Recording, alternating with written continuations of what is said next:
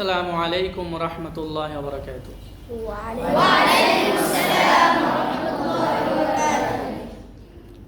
আমরা আগে কি শিক্ষা করেছিলাম? মাখরাজ এবং সিফাতের, সবাইকে সিফাত এবং মাখরাজ শিখাইছিলাম, তাই না? তো সবার মোটামুটি শিখা হয়ে গেছে এবং ভেঙ্গে ভেঙ্গে আমরা কিছু মস্ক করছিলাম। এখন আবার আমরা পুনরায় ধারাবাহিকভাবে আমরা এই তেলাওয়াতগুলো ভেঙ্গে ভেঙ্গে আয়াতগুলো মিলিয়ে মিলিয়ে মাখরাজ সিফাত অনুযায়ী কীভাবে মস্ক করতে হয় সেগুলো আমরা শিখব। তা আউযুবিল্লাহ থেকে আমরা শুরু করব। হ্যাঁ, সবাই মনোযোগ সহকারে পড়বেন। আ আ আ আ আউ আউ মুখ খুলে বলতে হবে। আউ আউ আউ রু রাল পাতলা রু রু আউ রু। পেশের সিফাত কি? পেশের সিফাত হচ্ছে গোল হওয়া। দুটা পেশ যদি পাশাপাশি আসে তখন দুটা পেশের মধ্যে দুইবার ঠোঁট গোল হবে। কয়বার?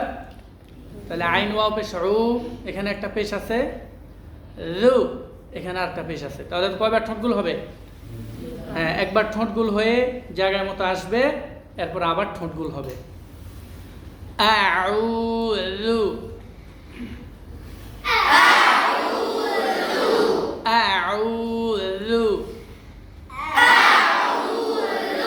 আরো ক্লিয়ার, মুখ খুলে একদম জালটা আরো ক্লিয়ার করতে হবে। নিচের দাঁত আলাদা করতে হবে, উপরের দুই দাঁতের আগের সাথে জিহ্বা ব্যবহার করে কি করতে হবে? জাল ক্লিয়ার করতে হবে। আউ রু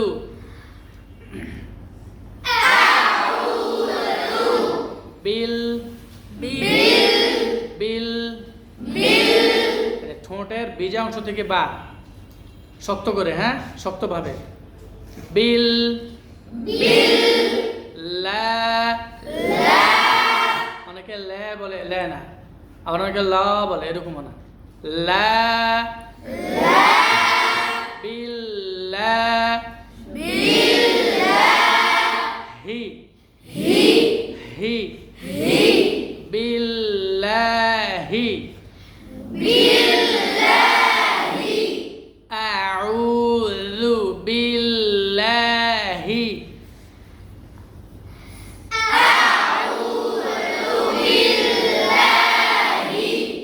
আউযু বিল্লাহি।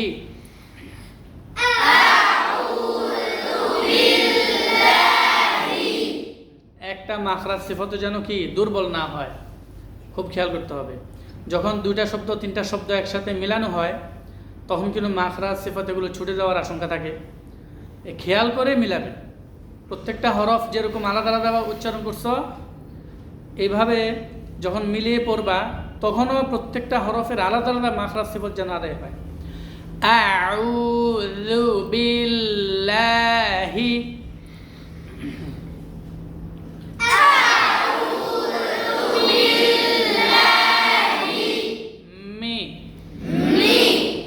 ঠোঁটের শুকনা অংশ, ঠোঁটের কোন অংশে?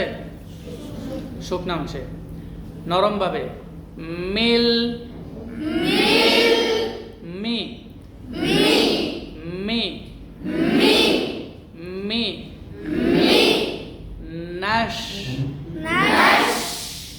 নাশ।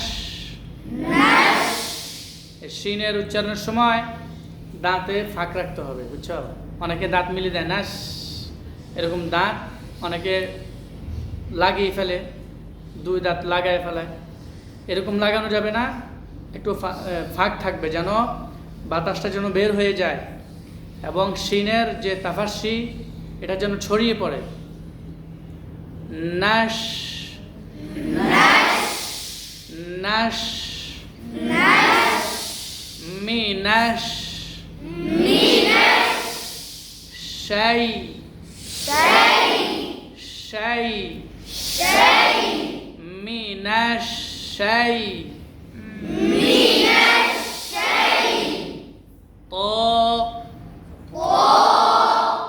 ত কিন্তু অনেক বেশি মোটা হবে, এটা ইস্তেআলা এবং ইতবাক।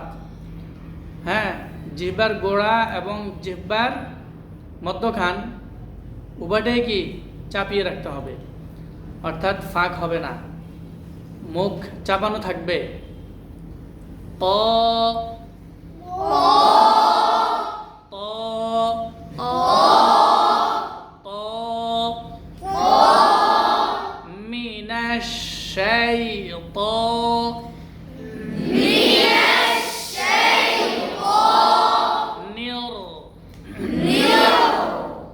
দুই দাঁত খুলে দিয়ে পরে জিহ্বার আগা উপরে উঠাইতে হবে। নিয়র নিয়র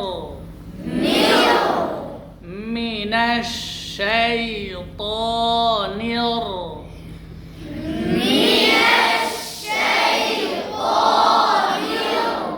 রা রা রা রা জি জি মি রাজিম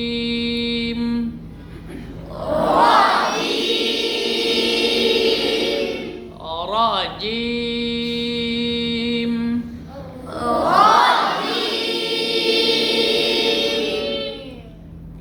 জিম জিহ্বার মধ্যখান থেকে না, জিহ্বার মধ্যখানের আবার তিনটা অংশ, একটা হচ্ছে ভিতরে অর্থাৎ শুরুর অংশ, এরপর আরেকটু সামনে আরেকটা অংশ, যেমন জিম ভিতরে জিহ্বার মধ্যখানের ভিতরের অংশ, ভিতরের অংশ তার বরাবর উপরে তার সঙ্গে লাগিয়ে জিম উচ্চারণ করবেন। জিমের সিফাত